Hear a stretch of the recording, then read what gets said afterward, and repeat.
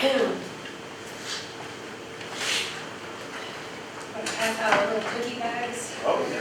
We bagged up the cookies, so we give her all a little treat to the extra treat to take home with where I could get. Dr. LeCare, while she is setting up, is also assistant professor of patient care in the pharmacy practice department. And her new added title is residency program director. So she's also going to be overseeing our residency program here at UC. The next resident will start, I guess, July 1st. I will turn and we will have another 15-minute break with a snack right after caffeine. But if you need to get up, feel free to do so. Yes, I dropped it. Thanks for that. You're welcome. Anytime.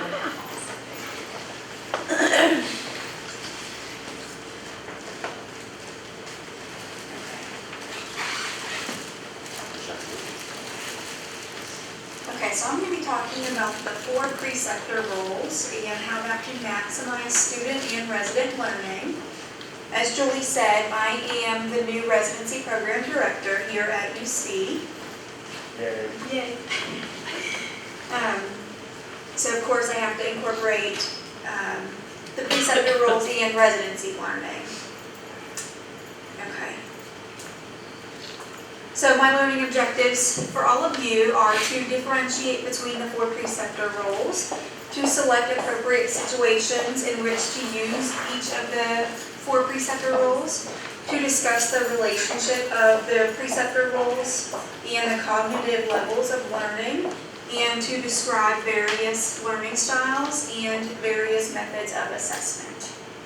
Has anyone heard of the 4 preceptor roles before? Okay. I see one nod. Okay. So they're put out by ASHP in relationship to residency mainly, but they definitely apply to students as well. Okay. So they are progressive. They start with direct instruction and progress on to facilitation.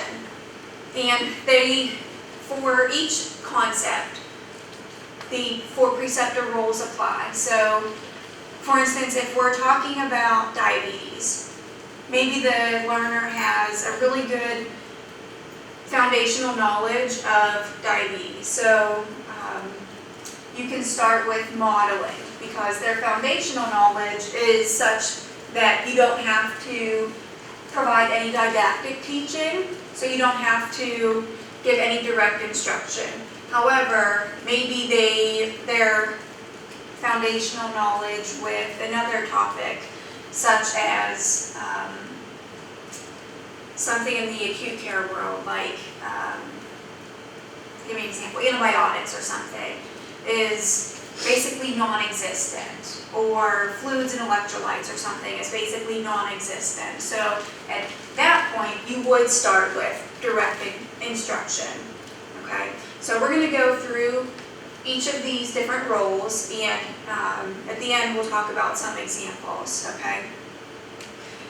But how do you know where the student is with their different concepts, the various concepts? Well, you have to assess them, right?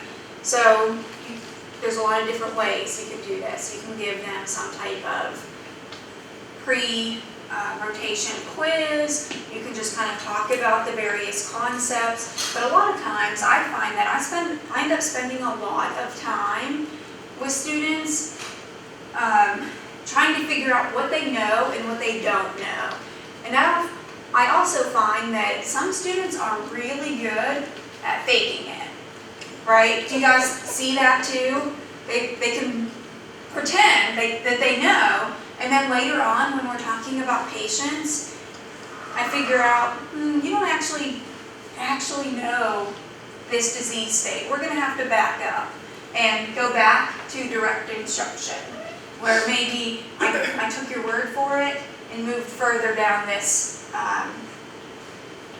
this progression.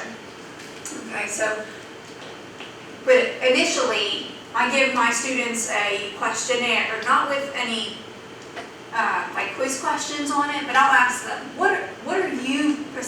as your weaknesses. What do you want to get out of this rotation? Specifically disease state-wise. Oh. Sorry about that. Okay.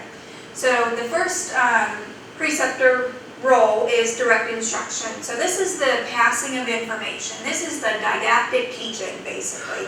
And it doesn't have to be like in this setting in a classroom.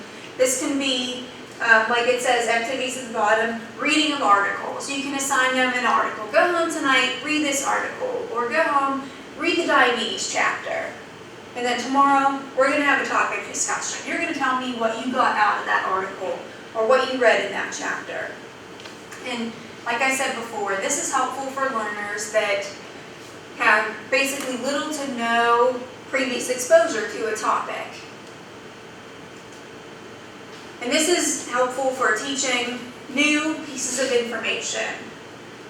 And it's good to connect this information to other information and how this relates to how you're going to solve problems. So you don't want to just assign an article or a chapter and then never address it again. So let's say, for instance, in my clinic we see a lot of the chronic disease states that are prevalent in West Virginia. Diabetes, hypertension, dyslipidemia. So if we see that a patient with diabetes, which most of them have, is scheduled for later in the week, okay, you go read up on diabetes. Tomorrow we'll talk about it because on Wednesday there's a patient with diabetes coming in, so I want you to be prepared because we're going to see that patient. So you need to know what we're talking about with that patient. You don't want to assign somebody, a learner, a topic to read about and then never address it again, never bring that subject up again. Another example in the community setting would be, you go home tonight, read up on the laws about the requirements for controlled substance prescriptions, or what are the requirements for written prescriptions? What has to be on a written prescription? Or let's say I get audited and the Board of Pharmacy pulls all my prescriptions. What has to be on that prescription for it to be legal? And then tomorrow, you tell me what you learned. Okay? And then the next preceptor role is modeling. Modeling is showing by example. So this is helpful for when a learner has the baseline knowledge. So you've already had them read the night before or the week before, and they're ready to start learning how to perform a task. So activities could be you thinking out loud, case-based discussion, simulation, role play.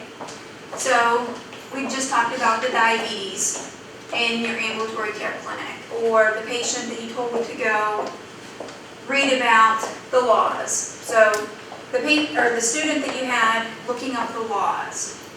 So now you're going to have them, you're going to model for them. So you're going to show how you check a prescription for compliance with the law. So if you're going to think out loud, show them how you check, okay? So the first thing I do is I make sure I have the hard copy and what someone entered. I put them side by side, and then I check, first thing I check for is the name. The name on the hard copy, the name on the label that was entered. Okay, they're the same. Next thing I check for, date of birth. Date of birth, date of birth. So thinking out loud, go through your own process. An example in the ambulatory care clinic could be working up a patient. And if it's the patient with diabetes again, okay, when you're gathering that information, what are you looking for? Well, what's important in diabetes? Their blood pressure. So show where you're going to look for it. Their medications. Show where you're going to look for it. And then kind of talk through your thought processes and why those things are important. Model that for the student or the resident. And then another example, simulation and role play, is you can have after you do some of those first examples a few times, you can tell the student, okay, now you're going to show me, how are you going to educate this patient? You've worked you've worked on the patient, you've gathered all the information from the chart. How would you educate this patient on their medications? How would you do it? Because that way you have the opportunity to provide any feedback on anything. What if they say something egregiously wrong? You don't want that first time to be with the patient, because then if it's in the patient room, you have to be like, actually, that's not right. You want that to be to you, because then you can provide feedback on the spot and say, well, okay, I can see why you'd think that, but maybe a better way to say that could be this. And they have a way to improve in a low stakes environment. And then in the next precepting role, we'll talk about them being in the patient's room. So something that is very important with all of the precepting roles is feedback. Giving feedback at every time point. Because like Julie mentioned earlier, if you wait until the very end of the rotation and tell the student or the resident, you're going to fail this rotation. Or, actually, you are terrible at giving patient education. Or you are terrible at working patients up and gathering information. But you never once said that to the student or resident at the time where they can improve. How are they ever going to benefit or ever going to make any improvement without you telling them at a time point when they could improve? So feedback at the time of instruction. Okay? So the next precepting role is coaching. So you've already gave the direct instruction. They have that foundational knowledge. You've already modeled, showed how you would do it. Maybe you've done some simulation. Now they're ready to attempt to do it, but with you kind of walking them through it. Okay? So they can do the task, but with some help. Activities, giving them opportunities to solve practice-related problems, but with feedback, and providing sufficient opportunities to solve problems to gain speed. So in this role, they're probably going to be pretty slow. So they're still trying to figure out the flow of things, probably trying to figure out where things are on the chart maybe. And then you should ask them to explain their thought processes out loud, because that way you can identify where they may go wrong. Now the difference between this role and the last one, where I said using simulation, is that there's a real patient involved in this role, whereas the last one, you were the patient. Okay? So this is a learner-led activity, but you're providing assistance. So back to our community example, maybe let them check a prescription, but you're providing assistance. So if they're standing here checking a prescription, you're standing looking over their shoulder. And they might say, okay, the first thing I'm going to look at is the birthday, and then the name, and then the drug. Okay, it's lisinopril 10 milligrams, and then the SIG. It says this year, and they go all the way through it, and then you can say, okay, do you think you forgot anything? And they say, no, I think I got everything. Maybe they totally forgot the DEA number or something, or the NPI number.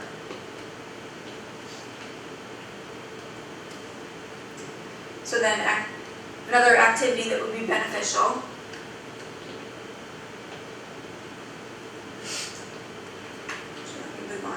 So then the last one is facilitating. So this is the last one, is when they are almost entirely independent.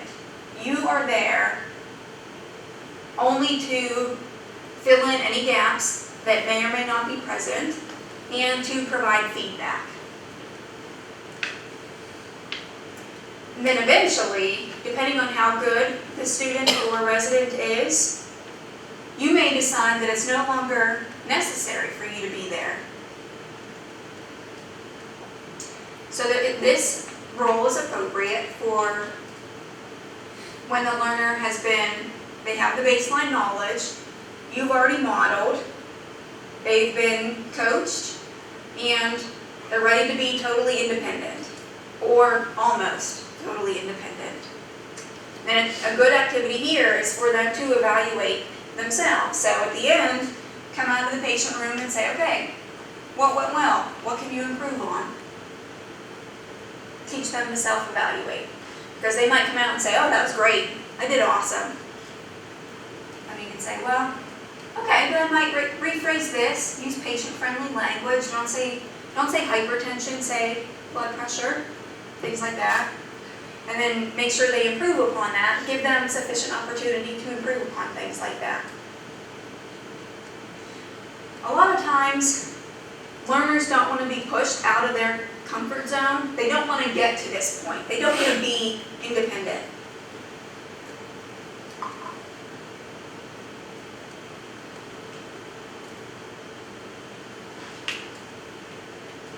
So selecting a role depends on the time of the year.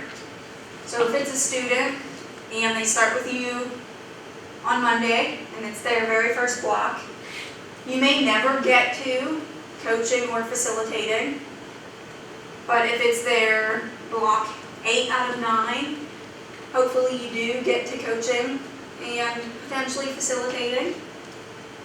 The time in the rotation, if it's week 5 out of 5 for a student or a resident, you shouldn't still be in didactic or direct instruction. You should be pushing them. Previous exposure to a topic or disease state or activity. If they've had it before, then if they still need direct instruction on that same topic, then there's probably something wrong if they still need that same preceptor role. Now, it's not always up to you to provide all 4 preceptor roles on a topic they've already had. Now, if they're coming to you and they've already had antibiotics, then you can skip over direct instruction. That's the point of the pre-assessment. If you can skip 1 or 2 preceptor roles, skip it. Or if you can breeze right through one, go for it. Preceptor expectations and desired outcome. If you're not expecting them to master a certain concept, then you don't have to go all the way to facilitation. If you're just expecting them to get a baseline knowledge of HIV drugs because that's not your main practice, then you don't have to get them through to facilitation. If you're just trying to get them to understand the basics through one topic discussion, then that's fine. But if your main practice is diabetes, and by week 5 they're still on direct instruction, then there's something wrong there. Learner knowledge base and comfort level. They're probably going to try and stay at the lowest possible level that they can because certain students are lazy or they're shy or whatever it is. If they can keep you or prevent you from pushing them or prevent you from making them be alone or pushing them out of their comfort zone, that's what they're going to do. So push them. And then specifically for residency, if you can get feedback from other preceptors and see what their strengths and weaknesses are, then, like for instance, if you find out that a resident is particularly shy or not motivated or doesn't have a lot of initiative and you know that they're not going to take the initiative to see patients on their own, then it's up to you to push them to the facilitation level.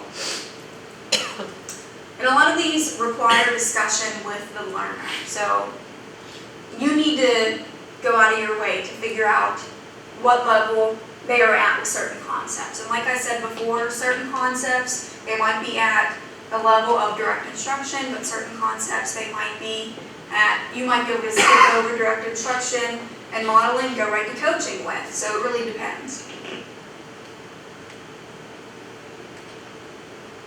Okay. So this pyramid is the cognitive levels of learning, also known as Bloom's taxonomy. This should look very familiar to most of you. Does anyone not recognize Bloom's taxonomy? Okay, I think we've all seen this before. Okay, so the cognitive levels of learning are these, Bloom's taxonomy is in the pyramid, but over on the side of it are the stages of learning in the framework of instructional strategy. So it kind of looks like the modified Bloom's, if you guys have ever heard that. Bloom's put in the 3 levels instead of all 6. So at the bottom you can see foundational knowledge and skills, in the middle practical application, and at the top culminating integration. And we'll talk about how these translate into the preceptor roles. So are you talking about what those old folks remember as see one, do one, teach one? Yes, very similar, yes. Okay. So this is the same information. Over here on the left we have Bloom's taxonomy. In the middle, those same 3 stages of learning. And then over on the right, we have the 4 preceptor roles as they apply to the stages of learning. So you can see that at the top, foundational knowledge and skills, the preceptor role that applies to that is direct instruction. And that kind of makes sense. So if the learner needs to build their foundational knowledge and skills, you would apply direct instruction, right? Then if a learner needs to build their practical application, if they already have the foundational knowledge and skills, you would first apply modeling, and then once you've modeled, you would then coach them through the concept and allow them to perform the task. And then once you've already progressed through these 3, and they're ready to perform the task almost totally independently, when they're ready for integration of all of these, you would facilitate. So that's how Bloom's taxonomy applies to the preceptor roles. So let's try and apply an example. So we have JP, who's a 4th year student. You're an ambulatory care API rotation preceptor, and you have JP on block 4 out of 9, so about in the middle of his year. JP says he feels pretty comfortable with diabetes after having an elective during his 3rd year, and seeing it quite a bit last block on his acute care rotation. What preceptor role are you most likely to start with? So we'll kind of go one by one. So do you think you would start with direct instruction? No, right? So he says he feels pretty comfortable with it. He saw it on his last rotation, even though it's a different rotation type, but he feels like he has the foundational knowledge, it seems like. So we wouldn't give him the foundational knowledge that he feels like he already has. Okay, so we probably wouldn't start with that role. How many of you think you would start with modeling, the next role? Okay, we have 3 of you. 4, okay. How about coaching? We have 1, 2, okay. And then what about facilitation? No, okay. So one thing I didn't give you in this example is what your role in the clinic is. So, and I purposely left that out because everyone has a different role in an ambulatory care clinic, which we've seen multiple times throughout today. So we're kind of between modeling and coaching, right? So I think, and everyone could be a little bit different, but for me, I would probably start with modeling with him because getting something on acute care rotation can be very different than getting it during an ambulatory care rotation. So I would probably start with modeling because I want to mold JP and into what I want his diabetes knowledge to be in my setting, basically. And I would show him, okay, you have your knowledge from acute care, which is probably a lot of insulin, and I want you to be able to do it here. And here's my thought processes. This is why I do it this way here. My patient population might be this. This is why I do it this way. This is my thought process. And I might be able to breeze through modeling in 2 or 3 days with this student. Does that make sense? Okay. Anybody have any questions about this one?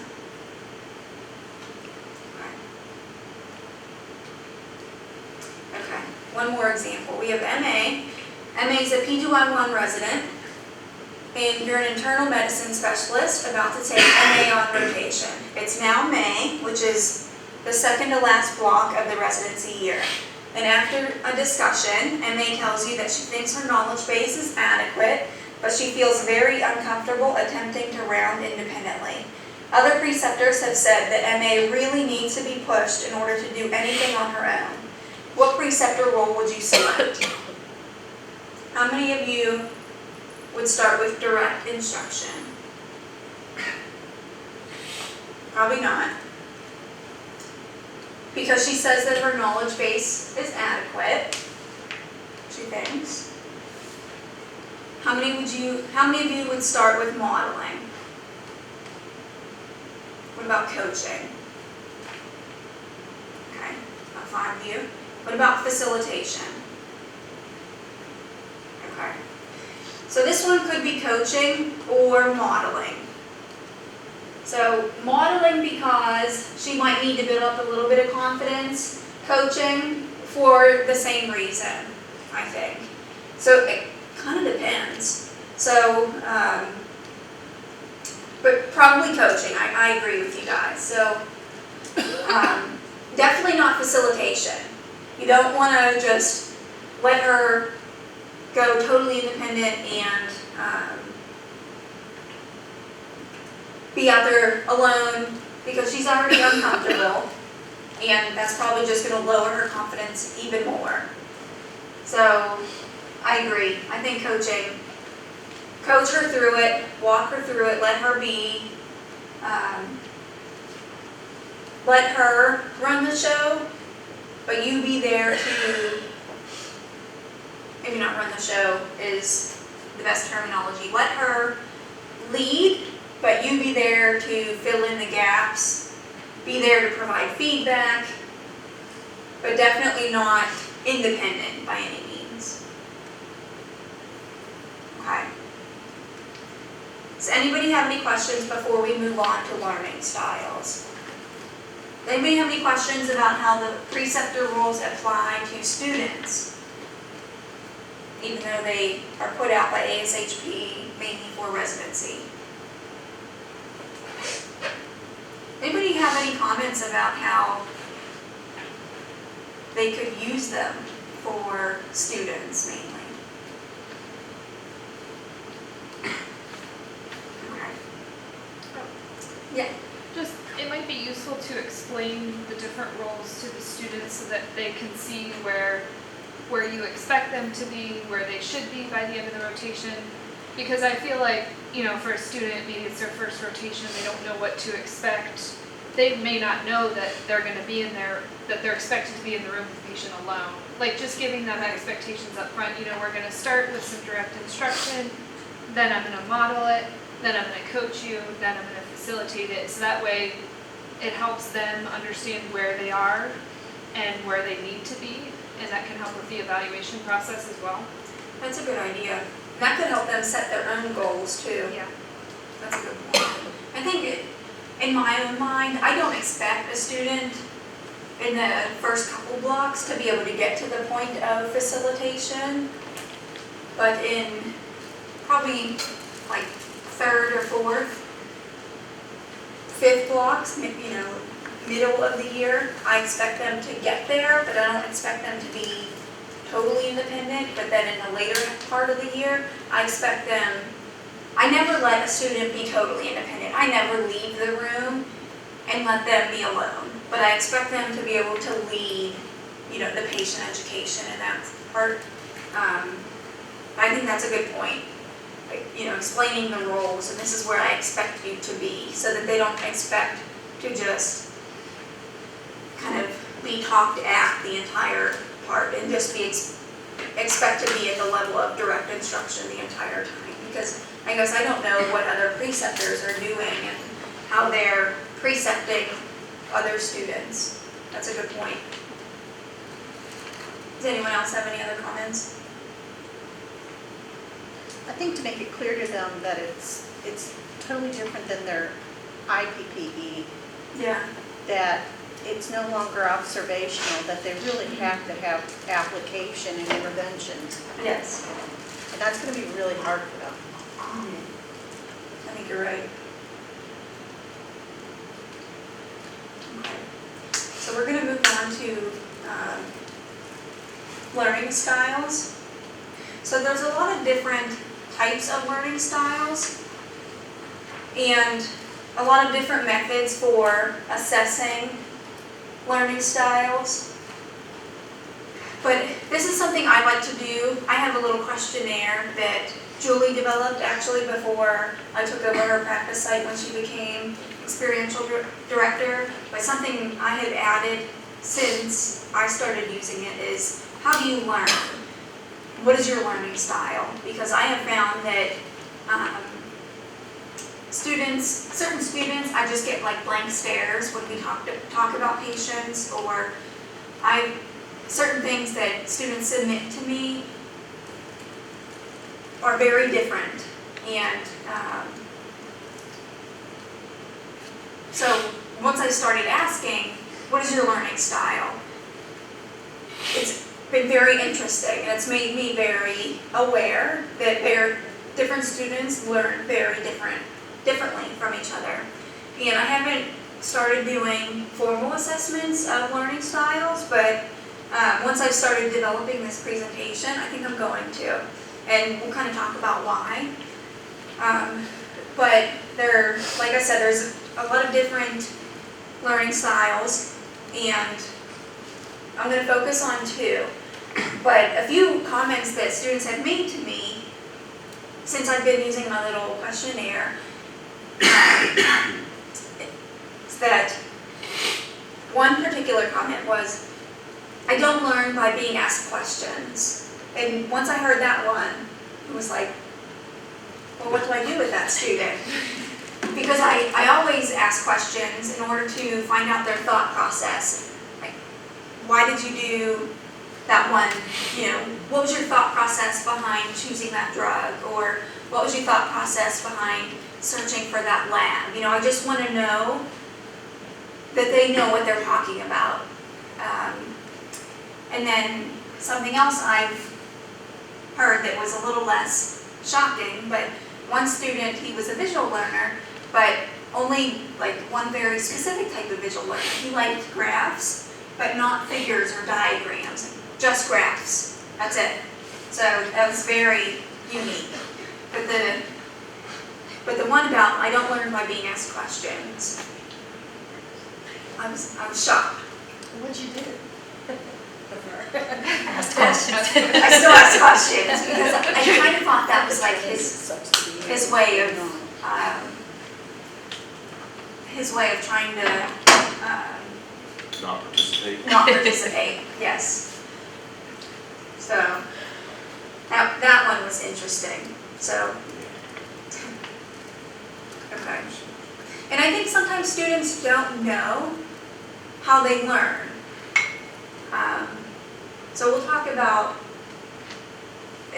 so I think sometimes these methods of assessment might be helpful in kind of figuring it out for them, or they might find out, sometimes they also only know how they don't learn, like the student with the questions, or like I can't learn by reading, like that's not helpful for me. Like to just read a chapter or to just go through an article, that's not helpful for me. So we'll start with the Pharmacist Inventory of Learning Styles, or PILS, P-I-L-S, which I think is a cute acronym for someone to figure out. So the 4 styles here are accommodator, converger, diverger, and assimilator. And this is a questionnaire, and based on, the questions here are based on concrete experience, which is being directly, actively involved in a learning situation, reflective observation, which is watching others or developing observations from watching others or your own experiences, abstract conceptualization, so creating theories based on observations. And I'll actually show you what this looks like. And I want to read you what, make this larger. And there's another name for the 4 groups. So this is the questionnaire. I like to watch others before trying it for myself. Some of these questions, I rise to the occasion if I'm under pressure. I focus on reinforcing the things I got right in the past. I trust my hunches. I'm well organized. And you can see that some of these, usually, sometimes, rarely, hardly.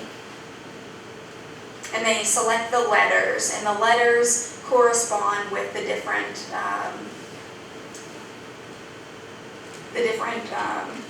4 groups. And down here are the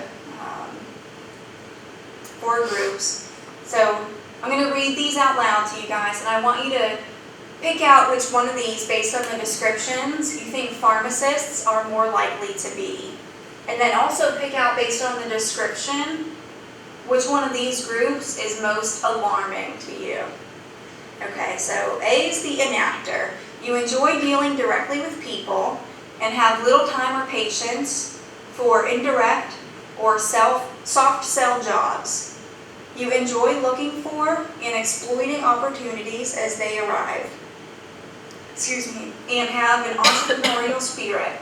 You learn best in a hands-on, unencumbered manner, not in a traditional lecture-style format. Though you don't take any particular pleasure in leading others, you do so because you sense you are best suited for the job. You are confident, have strong opinions, and value efficiency. You are concerned about time and like to see a job get done. Sometimes, however, your concern with efficiency means the quality of your work may suffer, and that you may not be paying as much attention to others' feelings and desires as you ought to. B is producer. You generally prefer working by yourself at your own pace and in your own time, or with a very small group of like-minded people. You tend to avoid situations where you are the center of attention or you're constantly being watched. You prefer to be the one observing and learning from others. You have an ability to learn from your own and other people's mistakes. You have a high priority on getting things done properly according to the rules, but at times you can be your own worst critic. You value organization and attentiveness to detail. C is director. You are focused, practical, and to the point. You usually find yourself in a leadership role and enjoy this challenge. You have little time or patience for those who dither or are indecisive, or who spend too much time on impractical, theoretical matters. You are good at coming to quick, decisive conclusions, but recognize that at times your speed may result in less than perfect results. You'd rather get a good job done on time than an excellent job delivered late. You like being in a high-performance, high-energy, fast-paced environment. D is creator. You enjoy out-of-the-box environments where time and resources are not particularly constrained. You have a flair for keeping others entertained and engaged, and sincerely believe this is the way to motivate others and get the best out of everyone.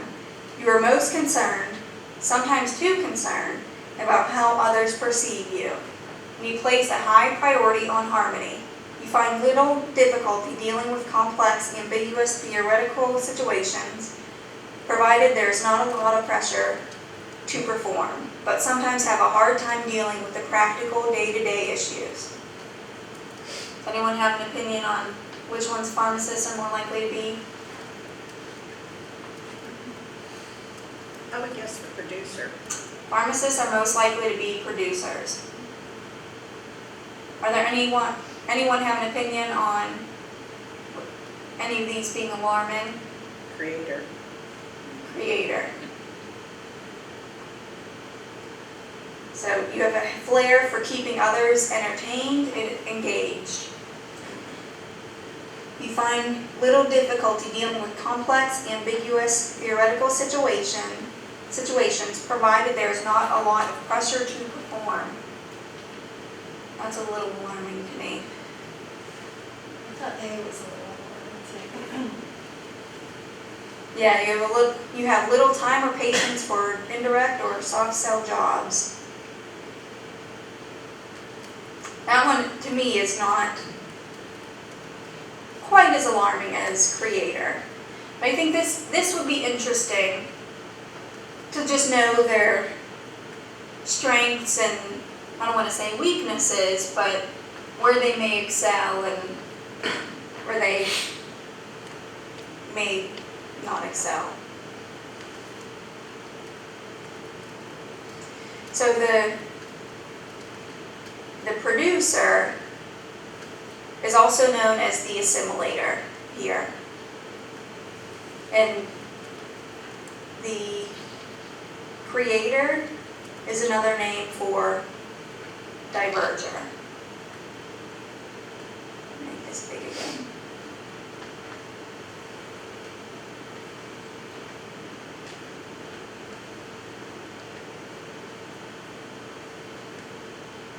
And there has been a study on the one that's referenced down here in AJPE about pharmacy students being paired up with preceptors and whether or not the students perform better if this learning style was the same for the student and the preceptor. So if they had matching learning styles. And the student did perform better if they had matching learning styles. Now, I don't think that needs to change anything. Like, I don't think we need to, find out our preceptors' learning styles and find out our students and make sure they match. But I just think that that's something interesting. And what I think is helpful about student learning styles, like I said before, is to find them as preceptors, find out their learning styles, and just use it to expand our toolbox and how we can deliver, as preceptors, how we can deliver our education. And the other learning style method that I think is helpful is the VARK model. So V is visual, A is oral or auditory, R is read or write, and K is kinesthetic. So V is diagrams, figures, charts, diagrams that show relationships between concepts. So this does not include still pictures, PowerPoints, just the fact that you made a PowerPoint, so super content heavy PowerPoints, things like that. It's about the fact that you made figures and things like that that draw relationships between things. Oral, information that is heard or spoken, lectures, group discussions, topic discussions, talking things through. So before, when we said modeling, restating things that has already been said. So I had a student recently that had to, for his own learning, he had to restate everything that I said. And at first, I thought that was his way of delaying his answer to me, but it was just his way of learning. Like, he was very much an auditory learner. He just had to say it to be able to retain it. Was he paraphrasing your information? He was using his own words. That's my fault. I taught them to actually do that. And at first I thought he was just like delaying, but he wasn't. It was just kind of like talking out loud and using his own words so that he can kind of talk through it, like start at the beginning, talk through a process. And once I realized that that's what he was doing, I was like, okay, that's fine. Read or write is, a lot of people are against the use of laptops in the classroom because they're very big into, you have to see what you're writing and write it out, and they are the read and write method of learners. Or they would be very good with reading a journal article, and they're the ones that can spit out that information right back to you, or reading a chapter and that type of stuff. Or kinesthetic, these people are the ones who need the hands-on, kind of like Shelley said before, the see one, do one, teach one. These people are the ones who can't grasp a concept unless they can do it hands-on. So, kind of going back to our community example before, they can check a prescription and do it hands-on, or walk a prescription from the time a patient hands it in for entering, and then go count it too, and then stand there while the pharmacist checks it, because it's my belief that if you entered it, you probably shouldn't be the one to check it too, but some of you may have a different opinion. But if they can walk it through the whole process, they know the process. So very hands-on, or they would be very good at compounding and these types of things, because very hands-on doing things. So I think knowing someone's learning style is very important, because you might think that a student isn't progressing because of their baseline knowledge, but it might be because whatever learning style, whatever teaching style you're using is just the same method because it's your style. But maybe that your style of teaching doesn't match up with their style of learning. So I think if you're more willing to keep an open mind with your teaching, or at least assess someone's learning style so that you're aware of their learning style, then you're able to progress with your precepting role more quickly. They're able to get more out of a rotation, which is exactly what our goal is as preceptors. Teach our students, allow them to progress, and we want them to learn. Then they're going to get more out of the rotation. That's our goal for students, that's our goal for residents. Then that's what's going to happen. They're going to get more out of the rotation.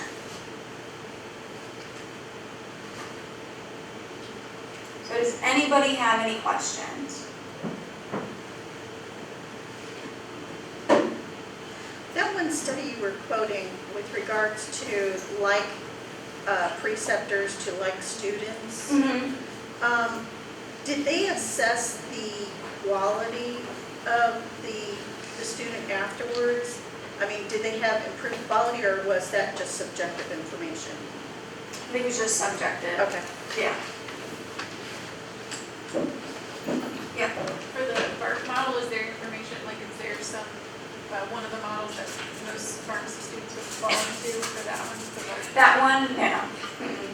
Actually, I can show you the questionnaire for that one as well. And for VARK, you can be multimodal because you can select, this is the questionnaire, you can select multiple answers.